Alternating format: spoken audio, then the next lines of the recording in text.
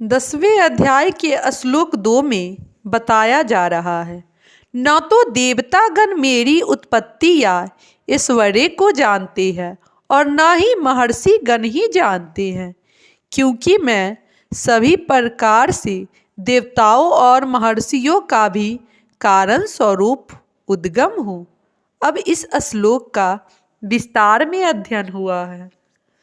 जैसा कि ब्रह्म संहिता में कहा गया है, भगवान कृष्ण ही परमेश्वर है, उनसे बढ़कर कोई नहीं है, वे समस्त कारणों के कारण हैं। यहाँ पर भगवान स्वयं कहते हैं कि वे समस्त देवताओं तथा ऋषियों के कारण हैं। देवता तथा महर्षि तक कृष्ण को नहीं समझ पाते, तब वे उनके नाम या उनके व्यक्तित्व को नहीं समझ पाते, तो इन क्षुद्र लोक के तथा कथित विद्वानों के विषय में क्या कहा जा सकता है।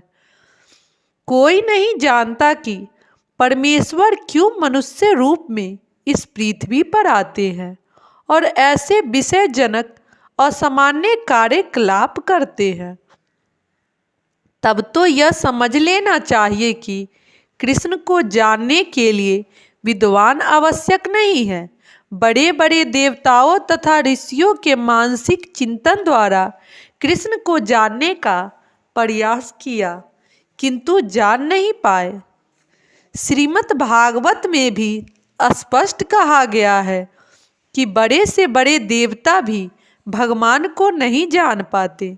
जहाँ तक उनकी अपूर्ण इंद्रियां पहुँच पाती है, वहीं तक वे सोच पाते हैं और निर्वेशवाद के ऐसे विपरीत निष्कर्ष को प्राप्त होते हैं, जो प्रवृत्ति के 3 गुणों द्वारा व्यक्त नहीं होता, या कि वे मना चिंतन द्वारा कुछ कल्पना करते हैं।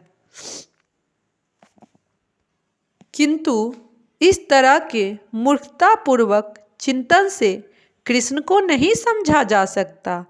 यहाँ पर भगवान अप्रत्यक्ष रूप से यह कहते हैं कि यदि कोई परम सत्य को जानना चाहता है तो मैं भगवान के रूप में यहाँ हूँ। मैं परम भगवान हूँ। मनुष्य को चाहिए कि इससे समझे। यद्यपि अचिंत्य भगवान को साक्षात रूप में कोई नहीं जान सकता, तो भी वे विद्यमान रहते हैं। वास्तव में हम सच्चिदानंद रूप कृष्ण को भी तभी समझ सकते हैं जब भगवत गीता तथा श्रीमद् भागवत में उनके वचनों को पढ़े, जो भगवान की अपरा शक्ति में है। उन्हें ईश्वर की अनुभूति किसी शासन करने वाली शक्ति या निर्वेश ब्रह्म रूप में होती है, किंतु भगवान को जानने के लिए दिव्य स्थिति में होना आवश्यक है। चूँकि अधिकांश लोग कृष्ण को उनके वास्तविक रूप में नहीं समझ पाते, अतः वे अपने अहेतुकी कृपा से ऐसे चिंतकों पर दया दिखाने के लिए अवतरित होते हैं। ये चिंतक भगवान के असामान्य कार्यकलापों के होते हुए भी भौतिक शक्ति माया से कलमशग्रस्त होने के कारण निर्वेश ब्रह्म को ही सर्वश्रेष्ठ मानते हैं। केवल भगवत गण ही जो भगवान की शरण पुण्यता ग्रहण कर चुके हैं, भगवत कृपा से वे समझ पाते हैं कि कृष्ण सर्वश्रेष्ठ है। भगवत भक्त निर्वेश ब्रह्म की परवाह नहीं करते।